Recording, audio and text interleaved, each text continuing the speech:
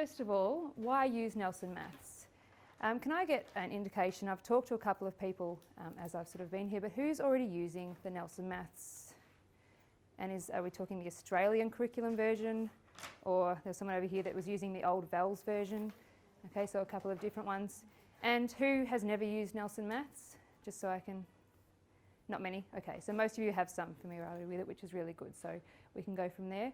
I remember in 2009 when we had a presentation like this at my school, and I was first introduced to the Nelson Maths, which then was the VELS edition, and I felt like someone had just given me the teacher answer book. I was like, this is amazing. I no longer have to go and try and think of what tuning in activity I can do, of what here. It's like someone just handed me this resource, and I was like, this is amazing. So when I was given the opportunity to write Nelson Maths, I was really excited about that. And the new format I actually think is even better than the old format. For those who haven't seen it, I'll be talking about it a lot today, so you'll be familiar with it by the time I finish. It does offer a complete curriculum from Foundation through to 6, and then there is a 6+. So you've got a full curriculum that all lines up, and I'll talk about how we use those books as an entire series as we go. Within each unit, there are 3 lessons. So they introduce the concept, they build their knowledge, they consolidate, they extend, they do all of that within each of those units. So 3 lessons in each. And the content is varied, so you can teach the way that you want to teach. Okay, it's not just saying, here's the unit, you have to teach it this way.